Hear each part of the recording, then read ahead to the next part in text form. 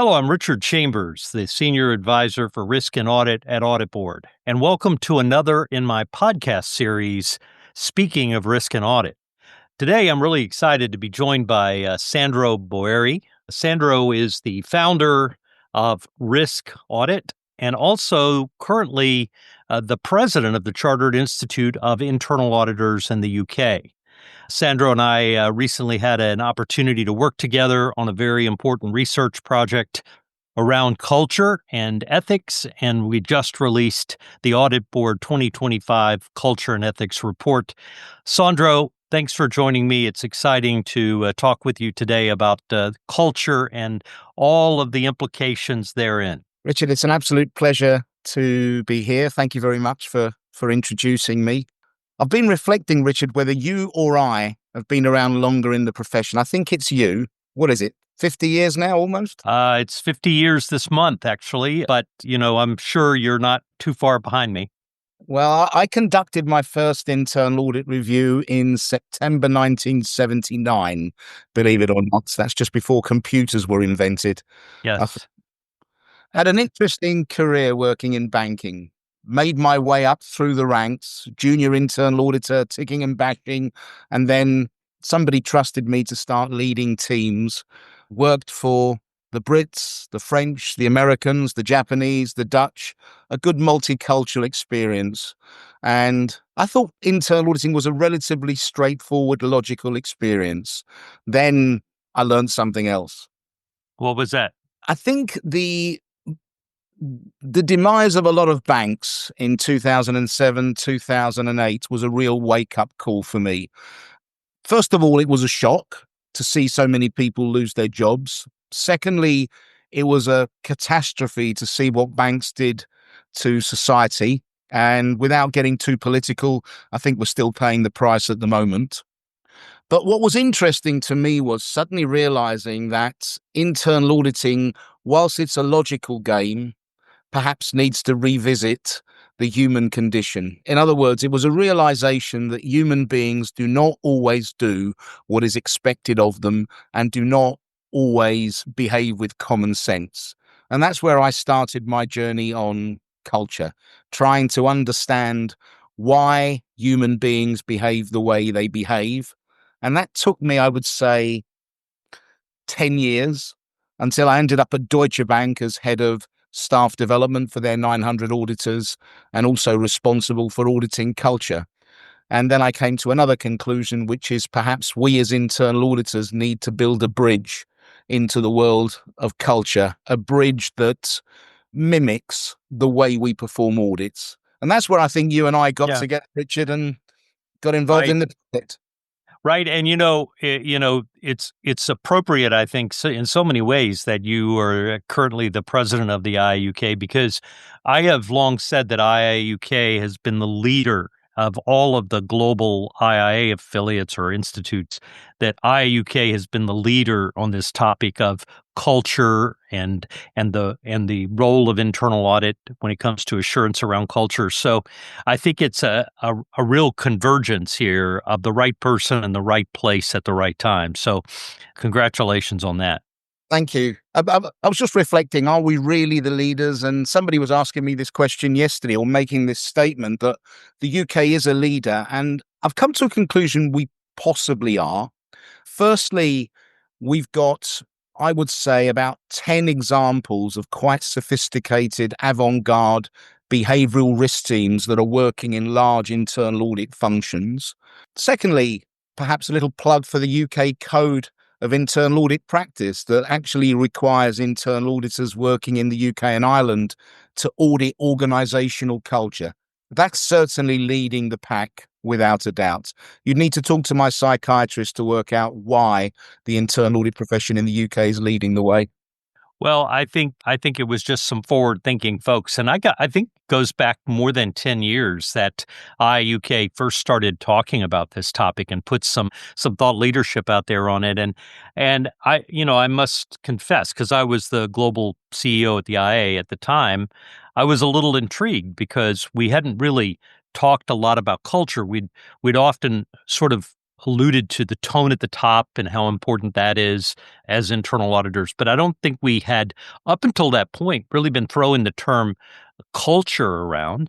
And since it's become quite an appropriate topic, in fact, the first research report we did from AuditBoard was in 2023, and I partnered with Cynthia Cooper, the legendary former chief audit executive of WorldCom.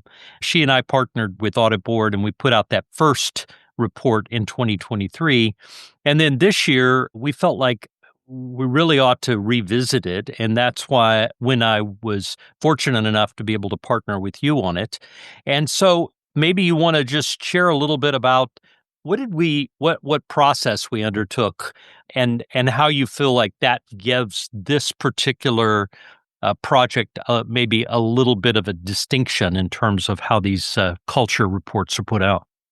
Well, first of all, as with any good product in the internal audit world, we based it on fact. We based it on what people perceive, which to me is fact. In other words, we conducted a research project where we asked leaders in the internal audit, risk and compliance world in the US, in the UK, and in Germany.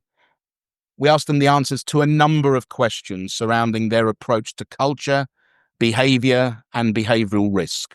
So there was a solid database of perceptions that was the first input into our thinking. But given the nature of the subject, that then led to, I would say, a lot of fascinating debate between you and I and Pantera and our colleagues at AuditBoard, debating, well, what is this data telling us? How has the world moved on from 2023? You're also gracious enough to allow me to bring in the Global Institute of Internal Auditors topical requirements on organizational behavior that I, by pure coincidence, was working on at the time. And I feel that led to a very solid product that certainly identifies a number of challenges and fault lines in terms of the way compliance, risk, and internal audit functions approach this subject, but more importantly, also recommendations. So lots of very good food for thought, I would say. Absolutely. One of the things about culture, and I've been out there on the trail speaking and talking about it and advocating for an important role for internal audit in culture risk oversight. I've been doing that for more than 10 years, stimulated initially by the work from the IUK.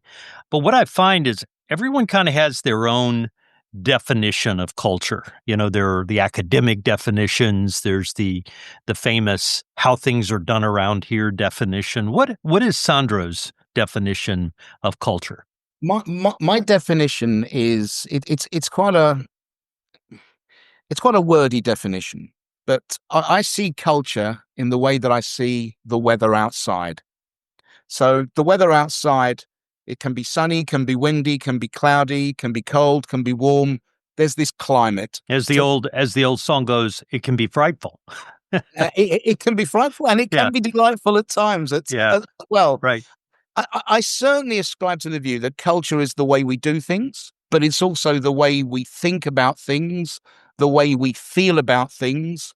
I hear a lot of people say that culture is what happens when your back is turned. But in my experience, having worked for a few quite aggressive investment banks, it's also the way things are done to you when your back is not turned. It's done to you when you're looking and you're totally conscious. So...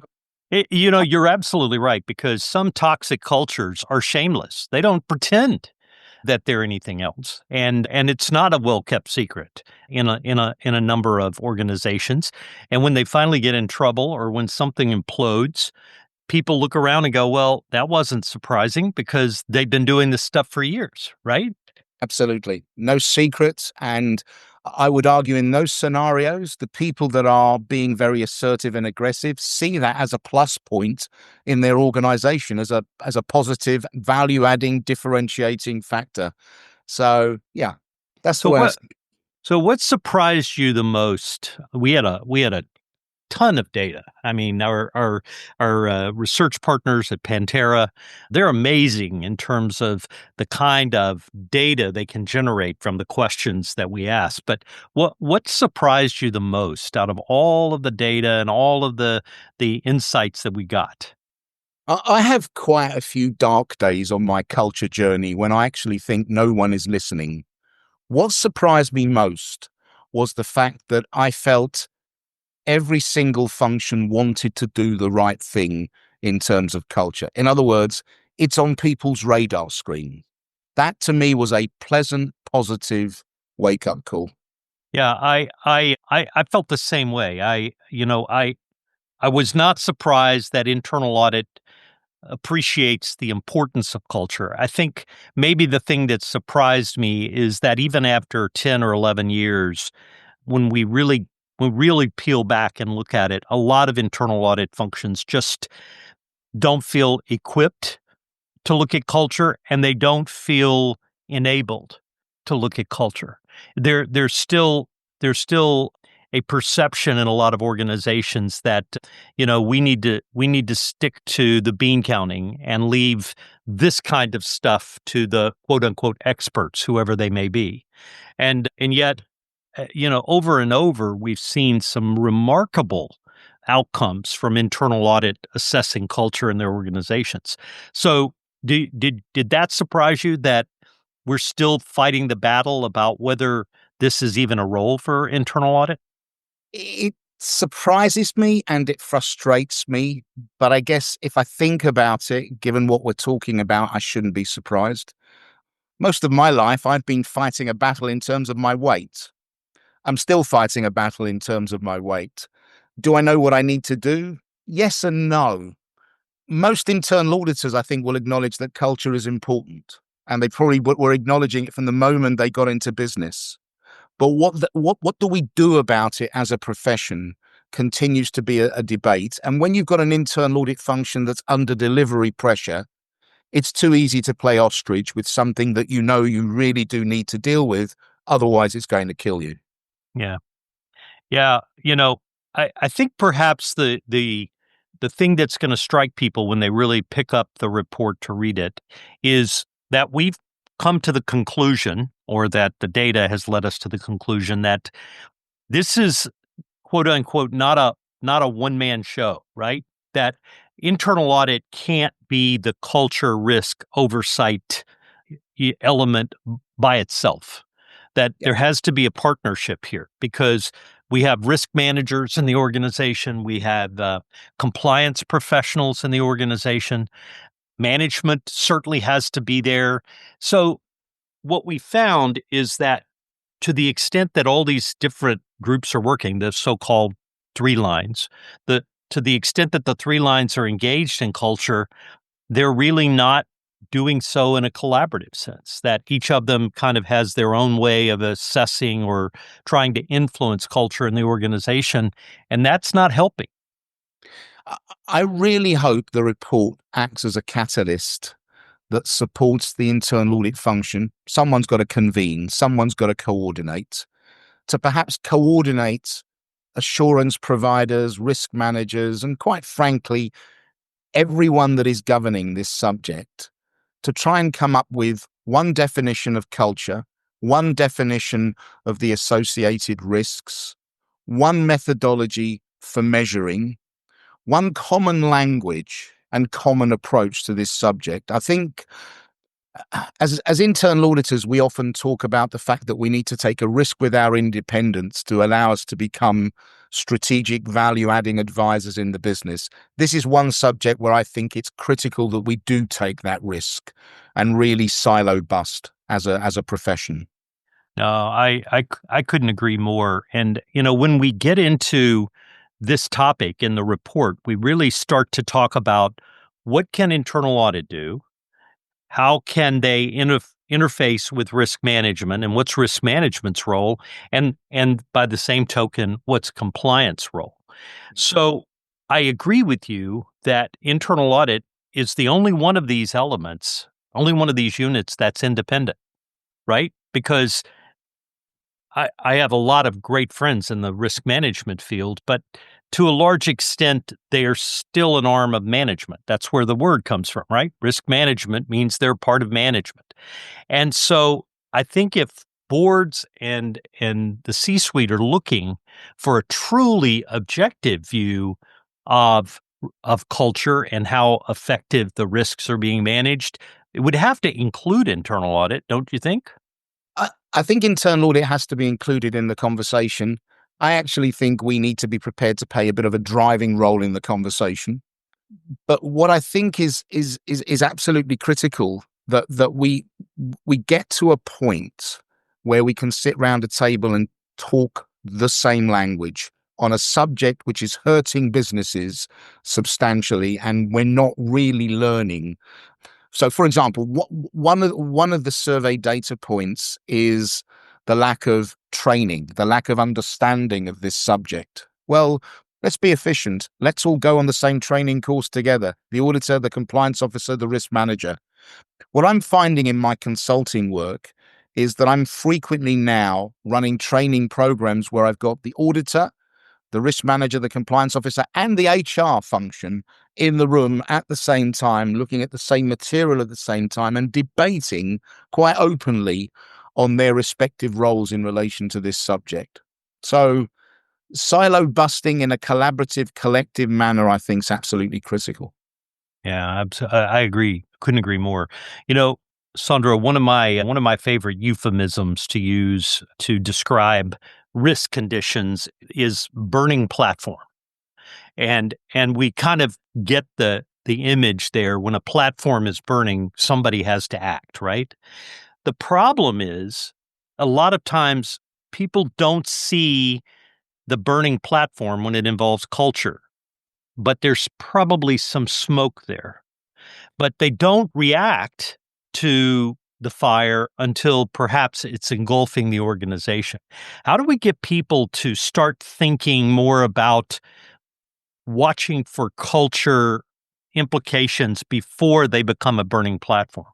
So the report highlights the use of inappropriate metrics in terms of measuring culture, and recommends metrics that are much more helpful in terms of providing early warning of poor outcomes that are just round the corner. So let me try and illustrate it with an example.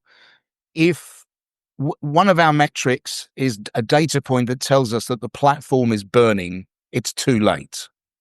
If, however, the metrics tell us that there's a risk that that platform might ignite, so examples, metrics that look at the degree of escalation that's going on in the organization and detect that escalation is falling off a cliff, metrics that look at the degree to which different views are heard around board table and committee tables, metrics that measure the way in which control functions are treated, whether they're listened to or not listened to, metrics that look at client complaints.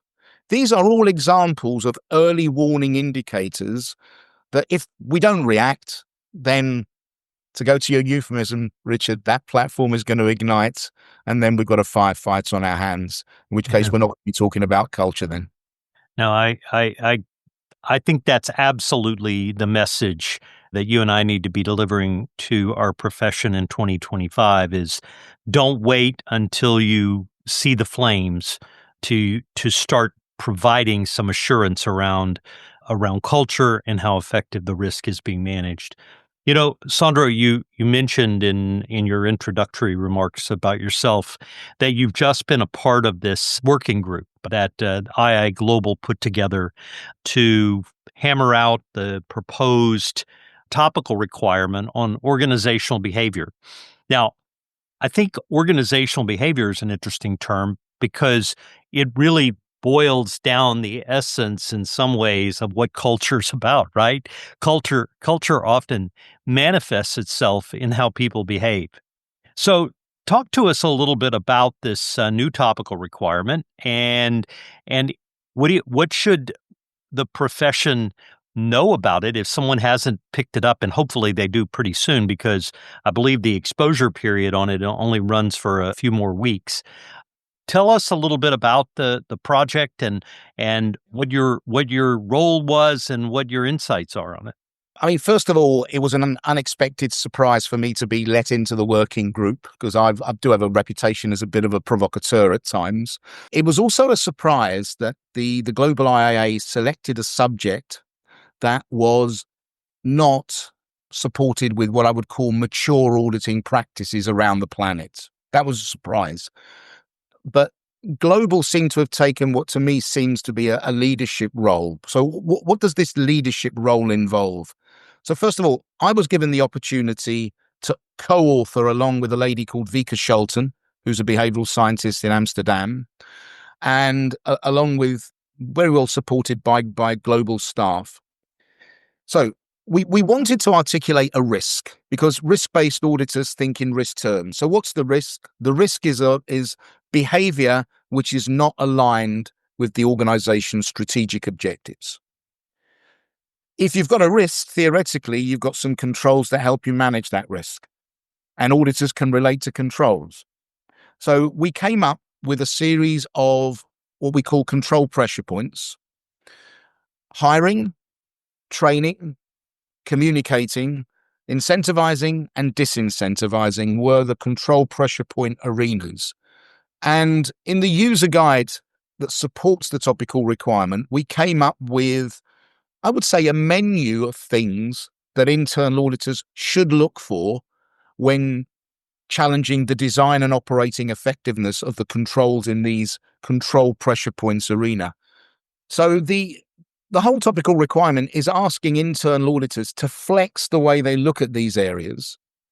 But given the mandatory nature of the topical requirement from Q1 2027, if you want to be EQA compliant and you are auditing in an arena that is running behavioral risk, then you must look at these control pressure points. So it's bringing a degree of compulsion, but it's trying to bridge culture into the risk-based audit methodologies that are so loved and understood by our profession. And the hope is this is the beginning of a journey, as that our profession will start to get more and more curious as to what actually drives behavior. The topical requirement does not go into behavioral drivers in any meaningful shape or form. And the good news is all of this is grounded in behavioral science. You know, I'm pleased to hear you talk about the whole concept of incentives and how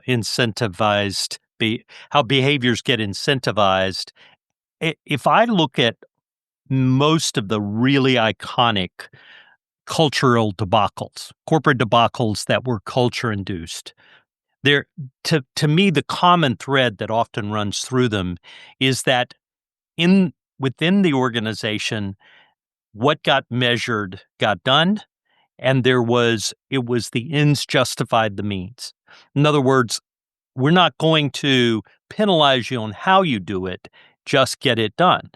And that's true whether we go all the way back to Enron, WorldCom, Parmalat, all the way up through some of the more recent scandals involving big banks and auto manufacturers and others.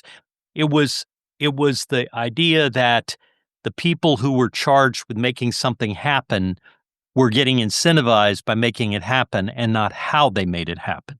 Is that fair? That's totally fair.